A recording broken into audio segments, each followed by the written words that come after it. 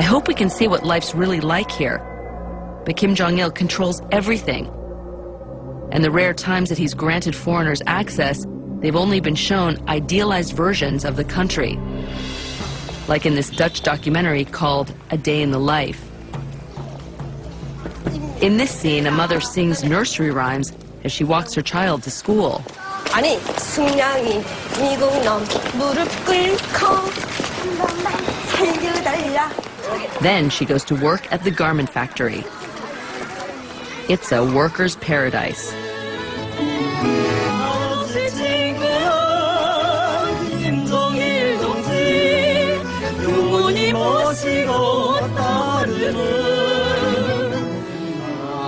Finally, she returns home to a lavish meal.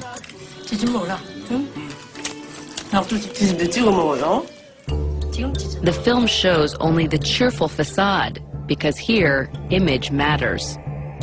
And North Korea goes to extremes to show its best face to the outside world. From North Korea, you can see the South Korean border village of Taesongdong. It has a 100-meter-tall flagpole towering over it. But just 2.5 kilometers across the border, the North Korean village of Kicheongdong was not to be outdone. They built a flagpole 160 meters high, the tallest in the world. And the town itself is not what it might appear. In this propaganda village, most of the buildings are merely facades. Hollow on the inside, they were built to entice South Koreans to defect to the paradise in the north. It's a fitting metaphor. In North Korea, things aren't necessarily what they seem. After letting us shoot inside the hospital for days, our minders take us for a walk in a park and allow us to bring our cameras. Our cameraman comes across a bench. So why is it in a glass box? Sorry? Why is it in a glass box? Yeah, and then our people want to preserve no damage. Oh, yes. It's a special bench, sat upon by none other than Kim Il-sung himself. That's cool, Mr. Park. Very cool. Back on the streets of Pyongyang, our cameraman wants to take a photograph of a statue of the great leader.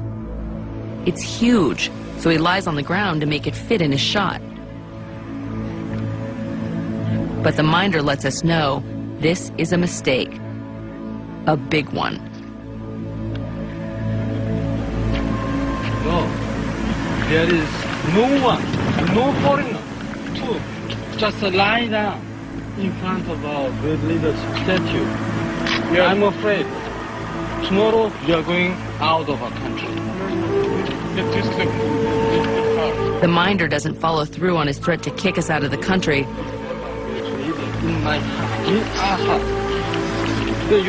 But it's clear that antagonism still exists between North Koreans and outsiders more than 50 years after the fighting ended. In 1910, Korea was colonized by Japan. The brutal occupation ended more than 1,000 years of Korea's reign as a sovereign nation and was a major source of shame. Japan lost Korea in World War II, and the country was split between the American-backed South and the Russian-backed Communist North, led by a young rebel named Kim Il-sung. In 1950, Kim Il-sung invaded the South to unify the country, and the U.S. opposed communist expansion at all costs. As many as 4 million people died in the Korean War, which included some of the most brutal warfare the world has known. In a 4-month period alone, the U.S. dropped nearly 1 million gallons of napalm. 18 of 22 major cities in North Korea were at least half obliterated. In 1953, after 3 years of fighting, Korea remained divided in almost exactly the same place as it had been before the war began. The 38th parallel.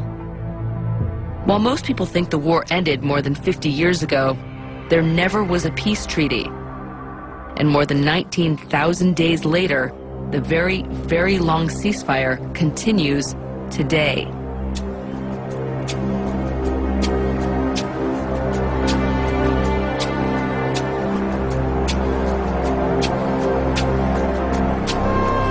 The Joint Security Area on the border of South Korea is the one place where North Korean forces stand toe-to-toe with the rest of the world. On one side of this concrete marker is North Korea. On the other, the joint American-South Korean forces. Every flinch is monitored. Neither side wants to blink, and nobody has for more than 50 years. In this unique area, each side shows its best face. The North puts only well-fed top officers here, and the South stacks their side with men who are at least 1.77 meters or taller. But only one side is worried that their soldiers might want to defect across the divide. You can see on the North Korean side how they're set up. They have two soldiers watching each other, so neither of them defect, and then they have their leader to the north, making sure that no one else from the north will come down and defect. On the DMZ, everyone is considered the enemy. Defector Ju Sung-il was a North Korean officer.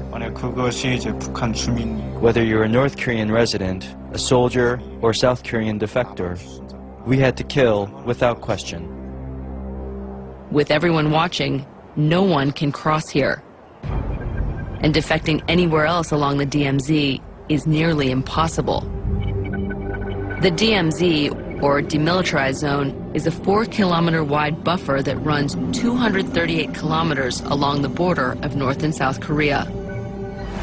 With more than 1 million landmines, high-voltage electric fences, and nearly 2 million soldiers, crossing over is almost certain suicide. Above ground, the DMZ is an almost impenetrable divide. But below ground, the North has secretly dug at least 4 invasion tunnels into the South. Carved through solid bedrock, the tunnels are wide enough to allow 10,000 North Korean soldiers an hour to sneak behind enemy lines. Some are even big enough to drive a tank through. These tunnels were discovered before they were completed, but military officials think there may be as many as 16 more scattered elsewhere along the DMZ.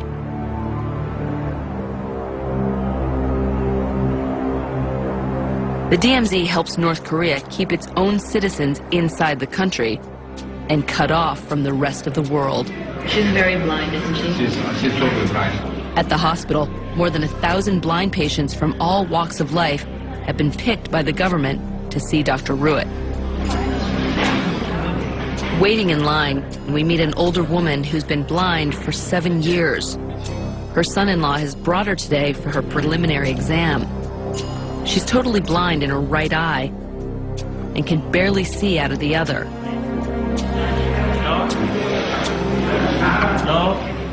No hand movement. Dr. Ruitt's team examines the patients to make sure cataracts are the source of their blindness. A cataract is a clouding of the normally clear lens of the eye. It's like a window that is frosted or yellowed. With the right equipment, it's easy enough to peel out the clouded lens and replace it with a clear plastic one. Dr. Ruitt is ready to begin his surgery. With his modern equipment and expertise, it's a quick and simple procedure. It takes only minutes to replace each lens. But with more than 1,000 patients waiting, Dr. Ruitt's team needs to treat more than 100 people every day. In the developed world, cataracts rarely get so bad